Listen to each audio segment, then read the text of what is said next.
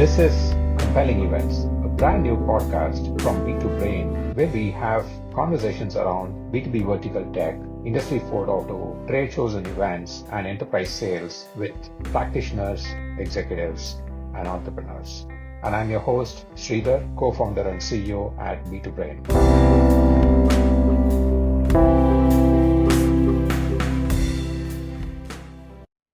Hello, everyone.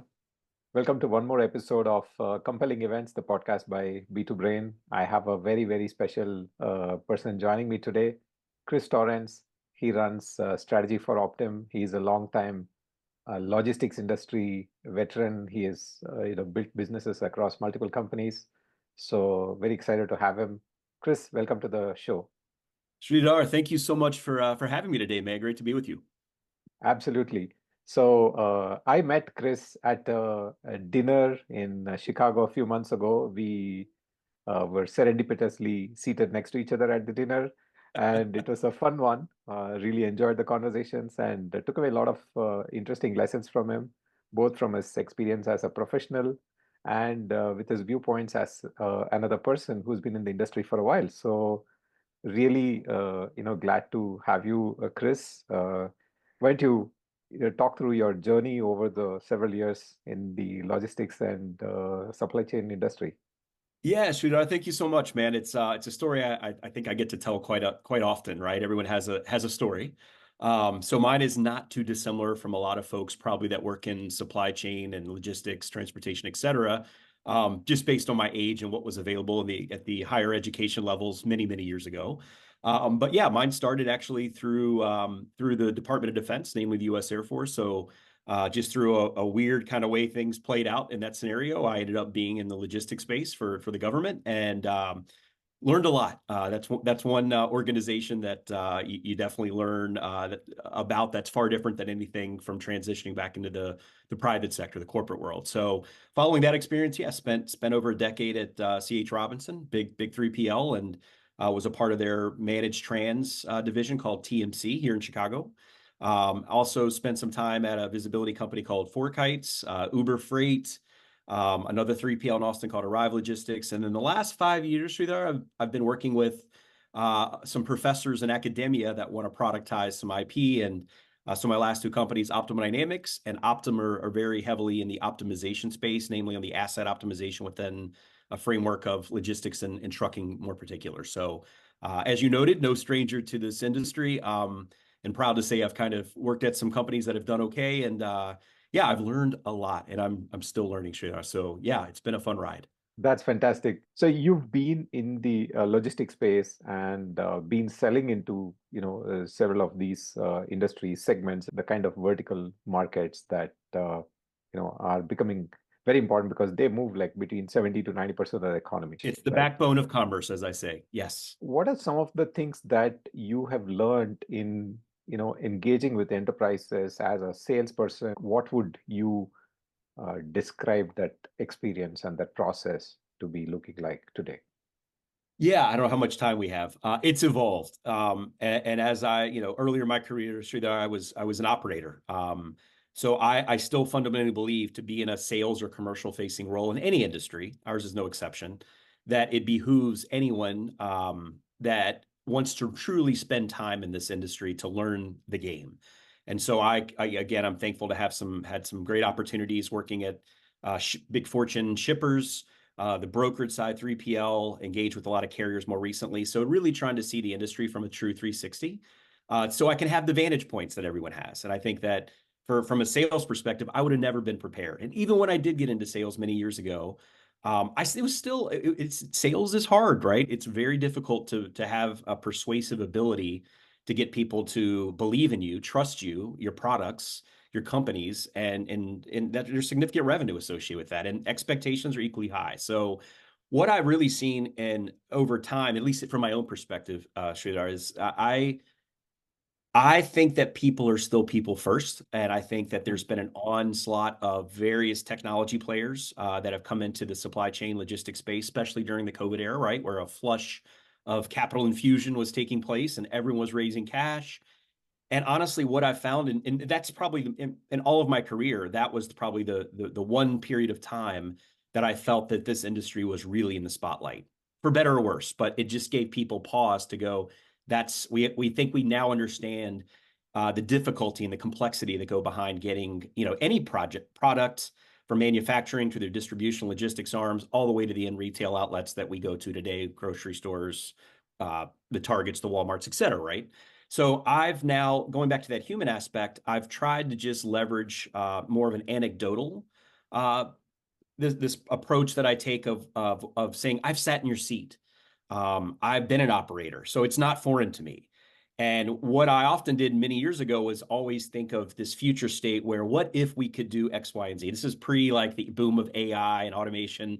But now what's cool is we're getting to that point where we've got the foundational block set through various systems, TMS, WMS, ERP, name it, right? Now we're starting to go, all this data is great, but how do we start leveraging machines to help us make better decisions through augmentation, automation? That said, and I go back, a key theme here is I still believe fundamentally that the people are the strongest part, from the leadership team down onwards. And this is sales, product, dev, all the facets and functions within an organization. They have to be aligned in terms of what they're trying to accomplish. And that mission and vision you cannot waver from it. So I'm big on the internal side of building up people to make sure that we're aligned in our go-to-market strategy and everyone's understanding what we're trying to achieve, that North Star. And I'm the same way with external, right? This is what Optum's mission and vision are. I try to keep it clear, concise, and succinct, and letting them know, hey, there is some great technology, but let's not get over our skis. Let's really start with the business problems, and then let's find out if my technology or another vendor may have that solution, and go from there. Versus, I think, this rush into the latest and greatest technology for organizations that aren't ready to make that step into that, right? So it's a bit of a balancing act. And I go back to my biggest skill set is being able to kind of take really complex ideas and hopefully simplify them to a buyer community. And again, bring that level of experience and street credit that goes, it's not just hearsay, or it's truly anecdotal based on my own experience. So I think that we're in an interesting time. We're still early on in the technology advancements and in this industry and many others. And I think there's still a lot of questions. So again, my goal is to say, hey, how do we incrementally get you better leveraging cool technologies, but never forgetting that if I don't have the right people in place on both sides, these projects will fail. I think it's statistically, these AI projects so far in our industry have been we're talking 2 to 3% success rate on full deployment. That's a problem. So is it the tech stack? Is it the process broken? Is it the people involved? Could be any of those, could be all of those. But again, it's when you're talking about putting a sales plan together and a go-to-market strategy, all these things must be taken consideration. And I think that that's my passion now. That's the good news. I love getting out there and meeting people like you at cool dinners and conferences and other events, and just, explaining my experience and what I've seen. And again, keeping a level of reality in that mix instead of being so forward and bleeding edge thinking that no matter what I'm saying, it's not resonating, because companies and the reality of where our industry and absorption rate is not quite as far as some of the entrepreneurs that I've worked with that see this future that I think still could be a ways out. But it's been fun. The whole ride's been fun. Fantastic. I think I was just keeping track that it was not until the ninth minute into our conversation you actually mentioned the word AI. So I Yeah. guess you're keeping things all like close to the ground, which is awesome. Yeah, it's funny you say that. I think buzzword bingo sales is notorious, right? And I'm guilty of it. We all are, right? Because there's a reason it became a buzzword, right? It seems to hit the mark. But I think we're starting to see the tides turn, whether it's the stock market based on some of how these AI and tech companies have performed relative to what expectations were. And so I'm very hesitant to really go full force on AI or large language models and blockchain. Cool concepts, but again, as someone in my position, I've got to be able to translate that into what does that mean for the business today? And every time I'm selling into like a larger corp, especially publicly traded, they're going, Chris, all this sounds super cool, but I've got shareholders and I've got to go give I've got to report to my earnings to the streets on a quarterly basis. So I don't have time, can't wait 5-10 years for this AI endeavor to really hit full scale, right? What can we do today? And I think that's where I try to avoid going in right to the AI. And to be frank, everyone's touting AI. It's a tool, as many people would say, right? But a tool still needs someone to kind of leverage and utilize that tool. So that goes back to what I said earlier. Like, how do I bridge the gap between what AI and cool technologies can do? But again, think of that human end user and go, how does that help you today? And how might that evolve over time? But not force fitting that the AI blanket over every company I engage with. It may not be for everybody. Not every company is there in their journey, and that's okay. But it's my job to identify that sooner than later and be real in how I kind of explain. Just because you see this as a future, I commend you, but reality says you have many more steps to complete before you're ready to turn on the fully, AI automation switch. So mm, it's always a balancing act. mm. So this whole logistics industry being like a backbone of driving the commerce in the country, uh, how do you see the rate of adoption of technology, or are you seeing it kind of becoming mainstream, getting into deployment, or are you seeing it as still early days?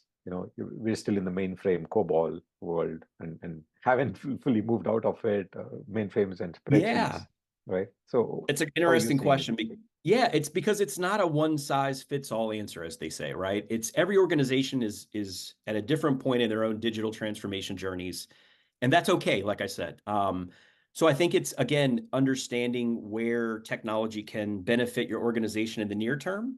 What's the, as they say again, buzzwords like the low hanging fruit, right? When I go into companies, what do we all feel as a consensus that is not activities or tasks that are not really intended for humans to sit there and do all day, right? It's going back to that, as I said, and I say a lot, right? The pocket calculator analogy, right? We could all do long math all day on paper, but the reality is, why would we? Because it's not really a great use of our time when a machine can give you that output that's right every time. It's faster. There's no downside. That said, organizations need to understand that machines, in my opinion, we're still, and you asked we're still really early in that endeavor, in my opinion, overall, what's possible. Hmm, I think we're further along than we were when I started 20 some years ago, or yourself, right? And you mentioned some of the older technologies that are still prevalent. I mean, I did a post on LinkedIn about the AS400, just polling my community saying, hey, every time I'm in an integration discussion, like it's like, what are you using for your core database? What does that look like? Like, oh, well, they're embarrassed to say we're still on the AS400, but I hear that over and over, and everyone says I want to get off that, and I think that's COBOL programming, right? hmm, A little bit of an older language, but the reality is it's not pretty, it's not sexy like some of these UIs and the modern tools out there, but it still does the trick. And I think that this is where we're at. And you get to integrations for cloud-based companies, and you're looking into on-prem or antiquated models, and you're going in solutions, and you're saying, how do I even integrate that, right? And that's hmm, a big part of this discussion. Is everyone can be happy in theory of what's going to happen, but if that integration and overall deployment, the implementation, that's where things go south. That's where things fall apart. So I think that's indicative of our industry again. You've got some people that are using REST APIs as their default setting. Others are still excited to get on EDI because it's something, hmm, it's all relative to where they are today. So again, when you're approaching companies, you can't have an assumption that they are, oh, of course they're on all APIs. They've got all the modern stacks that we need as like an optimization company. Oh, sure, the data's perfect, right? No, it is far from perfect. Data is imperfect. And I've yet to see a perfect data set. So the onus then falls on the vendor and the client to say, how do we bridge the gaps, right? And have good conversations, good dialogue, keep that communication, be candid, be honest, don't get carried up in this the 20th step of this journey when you still haven't completed the second step of the journey. So again, I'm just a realist. I go in there and say, ideally, this is what we want in a future state, and working with academics that are often very theoretical, they are not wrong. But that's where I come in and go, you're right, but here's why that may be problematic in the real world. And I think hmm, that's where I try to kind of begin bridge that gap on theoretically what's possible versus what is feasible. What can we operationalize today? So that goes back to, yeah, technologies are everywhere, maybe too much in some ways, with multitude of products with often little to no key differentiation. And that's why a lot of buyers, their heads are spinning, Sridhar, because they're hmm, going, well, if that's, I can't figure out what's real, what's not. So what do? They say, well, I'll just stay on the AS400 until I have a really compelling reason to make that jump, right? And I think cloud has its own, there's with cyber issues right now, there's a school of thought out there that like, hey, I may be on some old legacy software here, but no one's breaking into the AS400, right? But your cloud, like all for all the upside, there's a risk there. So it's all risk reward, right? What Mm, is the opportunity cost of not evolving? So that's what I tell companies. If you're not evolving and leveraging these tools, your competitors are. And that at some point that leaves you behind. And just as a cost of doing business, you will not be able to companies I work with have tremendous amounts of capex, opex. These are massive enterprises, so you really have to be able to kind of again guide them. And the assumption I think a lot of vendors has is the buyer and the company they're selling into has this. They know where to go. Oftentimes they don't. They need someone to guide them through that. But to do that again, I have to trust Sridhar. Do I trust what you're mm, saying? Do I trust you have my best interest in mind? And if your product is not the right product, are you willing to kind of acknowledge that sooner than later before trying to close a deal and then figuring out it went south? So you got the booked revenue, but the churn's inevitable, right? And that's what mm, I try to learn in sales is it is a long game. And you cannot burn bridges by trying to get that short-sighted sale and commission check. You've got to look at this as if I'm staying in this industry for any length of time, my reputation, the integrity piece of that, that's what you can control. I can't control the dev side of my product. I just relay feedback and go, if we're not able to do X, Y, and Z, that's probably going to be prohibitive in terms of how we can scale this out in this segment. But if we can, here's the opportunity that exists. So again, it's all about that harmonization of leveraging what we have and evangelizing cool ideas, but again, never failing to go too far down the path without really getting true buy-in from not just executives, but end users as well. And that's another thing I've noticed is the end user often gets neglected and is mandated to use new technology after the fact. mm, And if you don't get that user buy-in from every functional level and explain the how and the why, good luck on getting adoption, right? How many cool technologies out there that are seemingly on paper growing exponentially, but when you talk to any of the customer and users are like, yeah, we don't understand this product. It doesn't seem to like, we don't know how it works. Our process is different, right? All these things then create a lot of confusion and mm, unnecessary heartache. So again, my message there is just be very transparent and upfront about what you're good at and areas that if you're not good at it, don't claim to be good at it. Just that's mm, okay. You only in this industry, and I'm sure in everyone, Sridhar, like just be really good. Be the absolute best at maybe one thing that we may think, oh, that's too simplistic. It's like relative to what the market needs, it's actually spot on. So instead of implementing these technologies that are so far down the road, again, start where can we add immediate impact and value today? And then as we get that adoption and stickiness and get those end users and those organizations to believe in us and they're seeing results, then incrementally you mm. start to roll out more and more technologies. But in order to do that, you've got to start somewhere. That's fascinating. So let's say I'm a salesperson getting into the industry, or maybe a couple of years in the industry now, looking to, go after verticals, selling to enterprises and stuff like that, right? If I was to take the points that you just talked about, there are two broad aspects of sales. By the way, I mean, I did start selling when I started my company, right? Like I've been a Yeah, product only in the past few years. So you've learned a lot. Yeah, um, I continue to learn every single day with all of these that's interactions right. with people like yourself. Um, and prospects, customers keep us honest. So the most They important thing I they can ever should. imagine, right? Yeah. So the two so to say opposite sides of the coin, if you will, for a salesperson is one to be a trusted advisor, two to be an agent of change, Yes. right? How does one reconcile these two facets in their mind and build that level of maturity as they get into the industry? I think you said it best. It's just, you never want to stop learning and getting perspective and getting that candid feedback on maybe your product or your company or yourself. I often love people to tell me, Chris, we really think you're really good at some things, but my boss will tell me, hey, there's areas you still need to work on. And he's not wrong. I don't take that as a personal attack. I say it's constructive. And I recognize that. So, reconciling the piece of that you kind of outlined there, I think it's not a simple answer. I wish I could tell you. Some of it for me is just experience and trials and tribulations. Telling myself, do I want to be a strategic seller or do I want to be more transactional? I think, and you get an enterprise software, we're not selling widgets, right? So they're very complex sales processes. So again, I go back to commend you as well, right? Learn the game first. experience what the industry is doing today relative to what your functional hat may be. Sales is hard. I don't encourage people think sales is like, oh, this glamorous lifestyle of a lot of, flying all over and whining and dining. There is an element of that. That's true. But I'm at the same without conversions and seeing some results, right? All that seems to fade fast. And so you do have to have a balanced relationship, but your product ultimately has to speak because that's what will ultimately deliver the logos you hope to acquire in your portfolio of clients.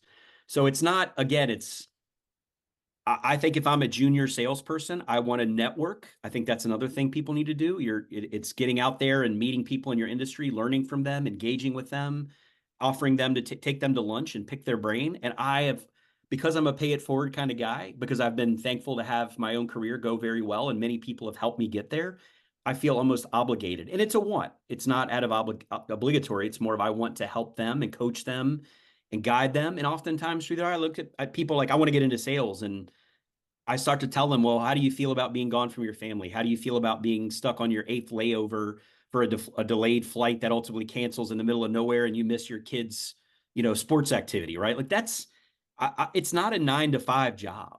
It is, sales is never 100% on the clock, and they're never 100% off the clock.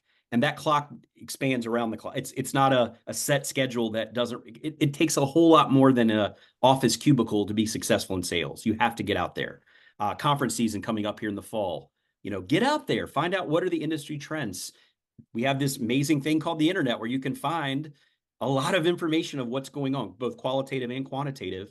So equip yourself with that knowledge, but you got to get out there, network, and meet the people, the practitioners that are able to kind of shape your career and guide you. And then and only then can you decide, hey, you know what? I actually like the operations. I didn't really think about the commitment of sales and just the cutthroat nature, right? Mhm. We have KPIs and OKRs. In sales, you can spend all your time making a pretty CRM dashboard, but if you don't really have the conversion rate, none of that matters, right? So I think that's one of the things that I'm trying to do as I evolve into a leadership role is spend less time in group sales meetings talking about, what's your pipeline look like? What is your commitment for the quarter?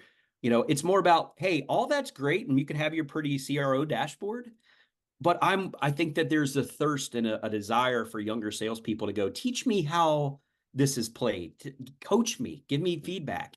And that's a much better use of time than trying to go through the quantitative side. I can have rev ops and there's quantitative people that can do all that, but every salesperson, if you are, knows how they're performing. Are they coachable? Are they willing to listen? And are they willing to take advice from me or others and that have been around and adhere to some of that, but also make it their own, right? Earlier in my career, I'd say, hey, Sridhar is a great sales guy. I want to copy him. Well, I'm not you. And I have my own personality and I want to be authentic and logical and empathetic. And all those are great, but I've got to make it my own. So I think it takes time. There is no book, there's no course. A lot of things I've learned the hard way, right? Lost big deals in my career. And then I look back and do some introspection and think, what could I have done better? And I still do that today. Whether I win a deal or lose a deal, what made that deal cross the finish line? Or when it falls short, what did I do that I could have done better? And if you're not constantly challenging yourself and asking yourself those questions, which takes a lot of like introspection and a willingness to admit I made some mistakes, it's very difficult. It's easy to start blaming everything else, market, product. There may be truth in some of that, but at the end of the day, salespeople have to just take that noise and minutia, put it out of their heads, and say, this is what I have to work with. This is the market I have. How do I make value and continue to do that throughout any market condition, any product evolution? And that's something that I think every salesperson needs to adhere to that mindset. Nice. That's very insightful. Thank you. So Yeah, it's a lot of looking just my inside yourself. experience there. Yeah. Absolutely. It completely speaks. So I want to take you upon one other point that I think when we met, we talked briefly about, and you wrote about it recently, I think last week, about integrity in sales. What does that mean? The integrity, I did. You're right. And I think that goes back to what I said earlier is there's a lot of things you cannot control, right? I alluded to some of them just a moment ago. Mhm. But with that, there are things that you fundamentally can control. And integrity is one of those that often gets put on the line. Every salesperson, as I mentioned in my article or my post, was you're going to be in a situation where you have a buyer who has interest, you have a compelling solution. They've expressed clearly what they want. That's the moment you say, Do I want to go short-sighted and say, I don't think I can deliver on that, but that's not my problem. I'll give that off to customer success or the implementation team or product. That's their problem. That's a transactional mind who's just not looking at people in the long game. They're looking at it as just, again, a short transaction. I think that integrity piece, and that was something in the military that I learned that that's a core pillar of the Air Force. Integrity is first. Out of all their pillars, that's the number one. Easy, it's a big word. It's very difficult to practice because there are other, extenuating circumstances in sales, right? I fundamentally understand that you have a leader going, Sridhar, you have to close this deal. It's your job. It's your livelihood. You're thinking of your family, and I've got to get paid. And at the same token, it's like the angel and the devil on your shoulder, like, yeah, just close the deal, get the commission. And then you got something else in you. If you have a conscience saying, I know right now this probably isn't going to work out really well. So I have that moment to go, I'm going to forfeit my instant gratification of closing that deal. But it always, in my experience, works out for the best because that's the moment the buyer remembers. You don't separate yourself by selling BS and vaporware, and that's short-lived. You will earn respect. And I mentioned an example of an executive that I had done that and said, I know what you're asking for. I cannot do that today. I don't want to lead you down that path in your team because you stuck your neck out there to take this call and embrace what I'm evangelizing. But I've heard something that just goes way outside of the scope of what we're doing today. So I like what, and it's not that I dismiss and say no, never. It's like, I just can't say I can commit to that, what you're asking for right now, but here's someone else that can, another vendor, or get back to me in 6 months, 8 months, a year, and we'll have that roadmap item will probably have surfaced into a productized state and we can talk. So it goes back to and this is just true in life, right? Integrity is not something that just applies in our professional lives. It's all of our life. It's all encompassing. So just, again, I know it's hard, but my experience would tell me taking the high road always pays the dividends. It just doesn't happen when you may want it to happen, but it's well worth it. And your reputation. This industry, as you noted, we got to know each other in downtown Chicago, met a lot of other people. It's a small world and everyone's going to talk. Do you want to be the rep that people go, you know what? He or she is always, they shoot me straight. So I don't know if they're always going to be the right fit for what my needs are, but I know I trust Sridhar, Chris. They're going to say, I can trust what they're going to tell me. And that's invaluable. And that's integrity, right? Doing the right thing. And I think that's something that if you don't possess that, it's going to be a really challenging ride in sales. Ultimately, you may get away with it for a few years, but at some point you don't want your name in a circle of executive discussion to be, oh yeah, that guy sold us a bag of, bill of goods. I got fired because I believed in them. Like, it has a rippling impact. So it's not just you making that decision. You're impacting the decision. That doing the wrong thing has a poor reflection on you, which also reflects badly on your company, your leadership. And like I said, internally, if you're sitting there and as a developer and engineer and your sales team comes back and says, hey, I know they look through a contract, like, this is not even remotely close to what we do. And the sales guy is going to be, that's where you feel it from, even your internal team. Why did you go sell this when you know that's not something we do? And so I saw a leader that chimed in on that post and said, I will always go to bat for someone that sells what our core strengths are and loses, but I will fire a rep that goes to the market and claims to do everything under the sun that we clearly don't do. I will fire that person because they deviated from what they knew was the right thing. And that's a great leadership quality. And I think that was Dawn over at Green Screen. So appreciate that little plug for Dawn. But yeah, integrity is just core. It's core. That's a non-negotiable. But again, for those listening, delay that gratification that you want and reap the rewards that come with that, because it's not one sale, Sridhar, for me. I want a customer for life. I want to know you, whether we do business together or down the road, we always keep that relationship, and you're going to talk positively about me and I'll do the same for you. That goes so far, right? But the inverse, like I said, holds true. If you're a dirtbag, that's going to get exposed quickly. And that's why salespeople churn through companies, and eventually they leave the industry because they burn their entire Rolodex selling things that aren't real, and the word gets out, and then it's too late, right? So get that lesson down earlier in your career and you'll be better for it. I couldn't stress on that more than how you've kind of described it. So thank you. Yeah. I want to slightly switch gears. We talk about the fall, conferences picking up and stuff like that. What's your a lot of these thoughts came to me over the past few months, even after our conversation over the dinner. It was because I saw that the way people tend to be doing business, especially when they are meeting in person and at these trade shows and stuff, there's a uh, there's a sea of difference between how we perceive people to be and how they actually come across. Yeah. When you're doing stuff digitally, people are all numbers Yes. and Zoom recordings, right? Yeah. But when you're meeting them in person, they are humans. There is a level of empathy that you get, there's a level of sensitivity you have about how to engage with them that you cannot get digitally, right? Agreed. So that actually was kind of inspirational for us to think about how do you actually make somebody more successful at these trade shows and events and conferences and stuff? How do you get them to be more productive, more effective and stuff? What's your take? Yeah, I This conferences are, I get excited. I love it. And I think it's part of my personality. I'm a type A extrovert. So actually, I mean, in science, I get energy off crowds of people and being able to go out and engage, right? That's just who I am. Not everybody's like that, right? That's why you'll never see me writing code in a cubicle. It's just every part of that doesn't resonate with me in terms of what I'm sure. good at skill wise or what I'm passionate about. Conferences serve as an opportunity for you to get your name and through your company and yourself, your personal brand, and really take advantage of these rare opportunities where you may have all of your intended target audience, your buyers, your industry executives, they're all in one place for a couple days. So what I would say to anybody going to a conference, and everyone has a different opinion. Everyone has like, this is what you should do and what you shouldn't do. It's subjective, Sridhar. So what I would say is I have earlier in my career, I was more of like, it took a while to get up that confidence. Um, and I think that even younger people I see now that go and they don't have that capacity to really walk in a room of 5,000 strangers and be able to just go up to people and start engaging, right? It's a skill. And I think that's where people that are in sales, like that's a hard skill. Don't sell it short, being able to go do that. And you mentioned it's a people first business. And in our industry, relationships are so paramount.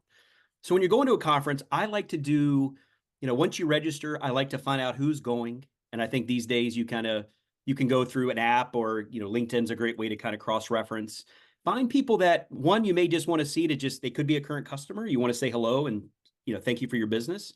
Could be prospects that you've been wanting to engage. And maybe I'll shoot them an email or LinkedIn DM and say, nothing salesy, just, yeah, looking forward to meeting you. I am not earlier in my career. And if you have the budget and the marketing events budget to go bid a big booth, great.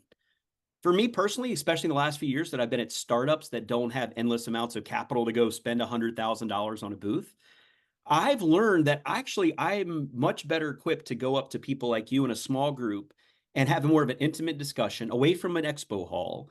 And a lot of times that leads in, let's go grab a coffee, lunch, dinner. And you'd be surprised how many people will say yes because they don't want to go to the big expo hall because they feel like it's like a shark tank of salespeople just constantly biting at their ankles, right? Look at me, look at me. And I've just kind of taken a more passive approach. I think that's the expectation. And I think sales gets a bad name for being this like, walking through this gauntlet of everybody trying to sell you on basically some version of a lot of the same thing. I much rather get to know them as people. One of the first, a big medical company I worked with years ago, people like, how did you get in the door with them? They're big. I said, I skipped a session at a conference and I was sitting outside in a chair, just kind of hanging out, catching up on email. And a guy next to me started kind of talking. We talked for an hour through the past the session. Wow. Hmm. He didn't even mention really business. It was just talking about life. And, he said, is that your kids on your phone? Or like, he had kids. It was just the human element, right? Well, after an hour, we traded business cards and he was like a huge executive at this medical company. And we ended up kind of just staying in touch. And it wasn't the right time for me to try to be salesy. But over time, it evolved into as we got to be more friendly, it turned into, well, hey, tell me what are you guys working on? Maybe we're something there's a partnership there. And that organically happened because I didn't try to like force it. And so at conferences, I think there's a lesson there of make the quality of it. I was at Manifest in Vegas, and I think we are, the VCs and private equity, great conference. I'm going back. Great show, by the way. But we tried to do like set up 30 meetings every 15 minutes, and it turned into this round robin of by the time you walk through the conference and got to your, is like, oh, we got 7 minutes left. And it felt just like, this is not really productive. So I kind of, great for people that want to take that approach. I would much rather have, let's just go and grab a coffee for an hour and have a real conversation about not just work and the industry and product and all that. Like, talk, hey, tell me about yourself, where you live and all that. And I think that's where the human nature side comes in. We don't want to be sold to, right? We don't want to be looked at as a transaction. We want to be valued for who we are first and foremost, and then the business conversation will surface in time. So I think, again, conferences, I'll leave you with this. If you're not going to conferences, your competitors are. If you're going to conferences, you want to have somewhat of a game plan, but don't try. It's a guide. If I have a set agenda, but I'm walking to my meeting and I see you and I want to say hello. That's what I may be late to my next one, and that's not. I'm sorry, but like, that's conferences. You're going to run into people, and the more you go to conferences, and the more you get your name, your brand, your company brand out there in the industry through these conferences, it starts to really, like, you start to gain a lot of traction in terms of the next time you're at another conference. Oh, it's Sridhar again. Yeah, hey, let's. And all over time, years, and going to so many conferences, it almost becomes like this. It's like, to me, it's like this reunion of people you worked with. Maybe they were former teammates, maybe they were former customers, maybe they're current customers. They introduce you, right? It's that network effect. And you mentioned earlier, during the COVID era, especially, we got to know people through Zoom and Teams, et Right. cetera. But now, once we kind of got through COVID and finally got back out there, man, it was great. I think everybody felt like this dynamic of face to face. You can't beat it. You can't beat it. Totally. So Yeah. I did tell us that you don't have to go hop on a plane for every discovery meeting. Maybe that didn't make sense. But conferences, and when you have a real purpose to go spend the T&E, and I think that there's a question there, right? Is it worth the investment? Is there ROI? My answer is yeah. Because if you're not out there, where else can you go to one location for days on end and interact with those people you want to interact with, right? How many separate tick flights and hotels would you have to do to go meet them all separately? So from an ROI perspective, I think it takes care of itself. I'll never have an opportunity to engage with this many people at a single location. But again, be deliberate in what your intentions are, right? I see some people go there and they just don't have a good plan, or they're at the bar. I don't mind having a drink, and a lot of deals get closed at the bar. That's true. But like, don't be the guy that just goes out there and has so much social fun with I've seen companies go out there and all they do is hang out with their own team. It's like, well, you missed the point. We all see each other. Like, get Right. out Yeah. there, right? I want to go meet a friend and then bring them back, right? Like, have some plan. And I think that goes back to, it does take a personality that says, I'm okay if you drop me off in the middle of nowhere and I know no one. I'll make a friend. I'll make a lot of friends. And that's what I enjoy most. And so I can't say that you're asking me for, like, what is the right thing to do? There's a lot of moving parts there, and it ultimately starts with the individual that's attending, right? If you're an engineer that's very type B introverted, probably not a good use of time for you to go to that would be a nightmare for you to go into 5,000 business casual folks and try to have to, like, speak and, engage. You may not be that type. So and that's okay, right? That's perfectly okay. But don't go to the conferences. There is no ROI on that. And it only takes one. Everyone I brought to a conference in the past, and I could tell it was awkward socially for them. I was glad to give them exposure, but I could tell that they just didn't feel comfortable. And I don't want to put anybody through that. And the last thing I'll leave you with is, executives love conferences because they see their peers. And vendors want to go be with those executives. What's interesting is, and I'll talk to senior people, and we're like, I think companies need to start bringing the next generation of leadership and management to these, though. And it's a finite amount of spend they want to put. And I think executives are torn because they want to go have fun and see their peers, but they fundamentally know if there's not much they're learning at that point. They're going there strictly Right. for probably the social aspects. Right. Where this next generation of leadership and talent, they need to be exposed because that's the area they probably lack, not at their own fault, because they just haven't had the exposure. So I would say, for companies that are, as fall conference season kicks in, find some more junior people, and if the budget permits and they seem like the type that would get a lot out of these conferences, bring them. I've brought prospects to conferences, right? A company that says we don't have budget to send people to conferences, but they're saying trucking, and I'll have an executive go, hey, I got an extra ticket. I'll got your ticket. I've done that. And sometimes they love it. And that does well for me in business because it shows I'm not selfish and looking to close a transactional deal. I value them, and I want to value them as a person. I want to get them networked into people I know, meet some introductions, right? And that's another just creative thing that it was like, why don't we just extend these conference tickets to just prospects or customers that couldn't otherwise attend? All things to consider, right? But yeah, as the season's approaching, Sridhar, I'm really excited because I get to see people face to face and it goes back again. That dynamic of shaking a hand, giving a hug, laughing together. Yeah. A screen just can't give that same outcome, that dynamic of face to face. So I'm super excited. I can actually feed off of that energy already. I'm so Good. Well, I hope excited to to see be you. Yeah. It's all energy. Yeah. Energy is people have fantastic. good energy. People have no energy. I'm a high energy guy. But that's just who I am. And again, I'm not everyone's cup of tea for that reason. But that's where I know where if I'm talking to someone that's very technical, I'll bring someone who's more technically savvy. And I will pair them up with that individual that's more of a technical mind, right? And Hmm. I'm looking at the business leader who's probably more like me. And that's a great way to kind of divide and conquer at conferences. Find the people, like, takes a village, right, to these enterprise sales Absolutely. deals. So start connecting the right people with their counterparts on the other side and let them develop friendships. It's like, and that's the thing when I even go deploy software for a go live.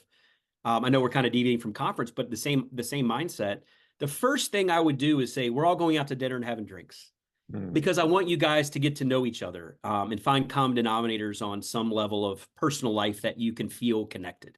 Then we can start the next day of, all right, now we're going to go in and talk about, the implementation, the integration stuff that inevitably will happen. But I think if you don't connect with people on a personal level first, it's in my experience again, you're missing a huge opportunity for the team to mesh well and get to Right. know each other and then be more confident and more comfortable around each other. And that leads to more business discussions. And I think they're more open and they're disarmed, right? Because they got to know you and they know that Right. you're Yeah. you're a person, right? So again, that personal touch is always that is my key differentiation in sales is you as a salesperson, like you can be the difference. Hmm. And you're representing your company. So if I like Sridhar, then I'm going to go beat a brain. Like that's what I associate with that, for better or worse. So make the most of those moments and those opportunities. Fantastic, Chris. Really enjoyed the conversation. On that Yeah, note, thank you so much for joining me. I really appreciate you it bet. and fantastic breadth of things that we talked, right? All Yeah. the way from, being in the military to, going through logistics A and long journey ahead. Yeah, yeah. totally, man. It's like it's fascinating just what life gives us as experiences and how we're able to kind of, build the energy out of it and feed, give other people that. So Well, fascinating that's conversation. how we met, Sridhar, right? Like Totally. I Yeah. modern sales pro was not something I knew about. I didn't know you, right? I decided on a random night to say I'm in Chicago. I got an invite. A lot of people will never take advantage of that. And I can't attend all of them, believe me. I try, but I got other things to do. But that night worked out and I said I'm available and I went and I met you and a number of other people I still stay in touch with. So Very nice. that to me was well worth it, right? So invest in yourself, invest in the time to meet the right people. Whether that person, you could be their next boss, they could be your next boss, they could be your next customer. Like I said, there's so many potential outcomes, but if you're not able to put yourself out there, it's not going to come to you and knock on your door, Right. opportunity. You have to go seize it. So whether that's a conference or a dinner or a trade show, anything, right?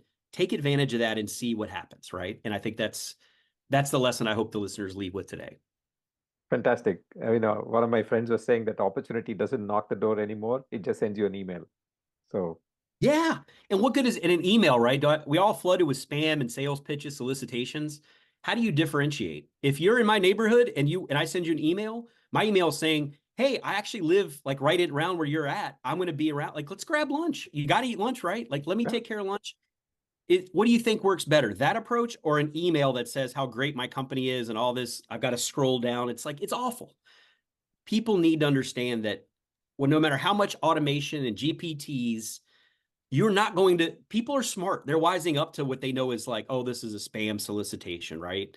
And I wish more people would just think outside of the email inbox or the cold call or DMs.